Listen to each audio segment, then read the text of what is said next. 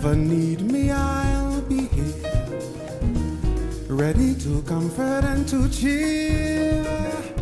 And if you ever falter, ever fear, just whisper and I'll hear you loud and clear. Hair tip for you.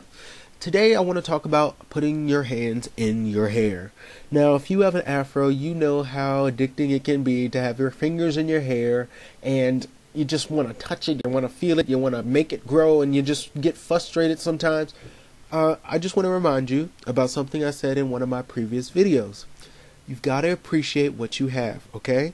You can't change it. It's your genes. Appreciate your loose curls, appreciate your coily headedness like me. You know, you've got to appreciate what you have and you've got to work with it, okay? I had this really bad habit of having my hands in my hair. I would be pulling on it and twisting it and dealing with it all the time. And what I realized was that there was a great amount of damage done to my hair because of that. And it took a while to get over that.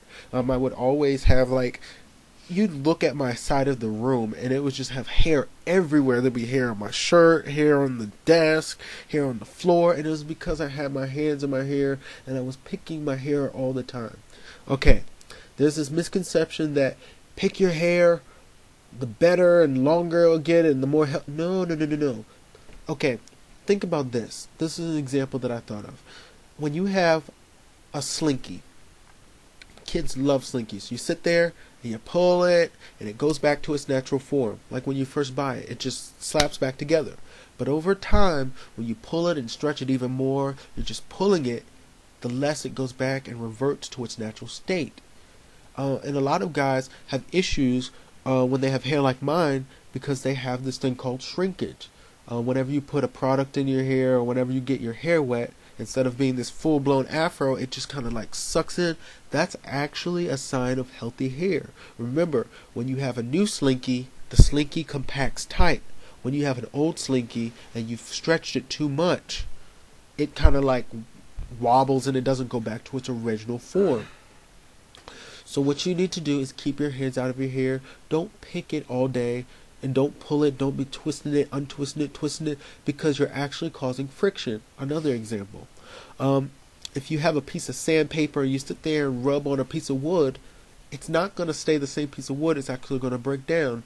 And what happens for most of us is that we'll have damage on the ends, or because we're pulling and twisting too much and we're causing and unwinding our natural curl form, we're causing breakage in the middle of the hair, and that's really bad. Once you have breakage or once you have damage on your hair, you cannot reverse it. I don't know why there are so many products out here that say that they can heal damaged hair.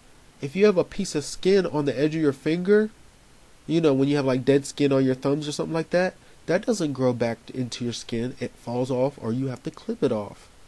And this is what those products do. They cause your hair to fuse together. It acts like a glue almost. The products that say that they can heal damaged hair is actually just causing the strands to stick together because of the substance in the product. It doesn't heal your damaged hair. It's not like if you cut your finger off. Like once you cut your finger off, it's gone.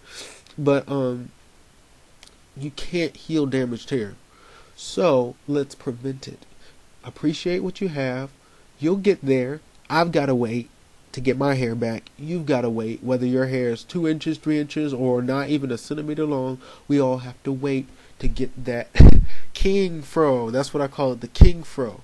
But just keep your hands out of your hair. Don't damage your hair. Appreciate what you have. Oh, and before I go off, there's this thing about blow drying, which I will talk about. You got to blow out. And of course, you know I don't agree with texturizers, but you can do what you want. It's your hair. You know what you want. But you can get heat damage from a blowout with the blow dryer if you don't do it right and if you do it too often. I did it before and I got some really awkward results from doing that. And I don't think I will do that very often anymore. It gave me this ginormous fro because my hair usually shrinks real tight, and it gave me this fro. But it took a little while to revert, which I think I did it wrong. You might be doing it right. I'll be doing it wrong. You probably should get a girl to do it because they know what they're doing. But I don't know how I feel about the whole like blow drying thing yet, because I have to get back to that stage where I can actually do it and then do it right. But I'll talk about that another day. Keep your hands out your hair. Stop picking it all day long. If you see Wookiee hair all over you and you look like a Wookiee with your white t-shirt on, oh, that's a good test. Okay, to see if you have hair damage or if you're having really bad breakage, put on a white t-shirt and just do this. Do this. Just rub your hair down and you look at your white t-shirt. If you've got hair all over the place, and it's like it's not long hair, it's like tiny little pieces of hair. If you have a good size afro and you have tiny little pieces of hair everywhere, you need to leave your hair alone and probably consider getting a trim, because that means your hair is probably damaged and it's breaking off. Okay, so go ahead and try it. And if you want to learn how to keep damage off, I suggest you go back to some of my older videos. I talk about oil and water only, and it worked for me. So whatever you guys want to do, you can do it, but you can take my tips and see if it works. And if it works or it doesn't work, write me in that little box down there. I can't see it, but write me. It's not that hard. All right, see you guys later.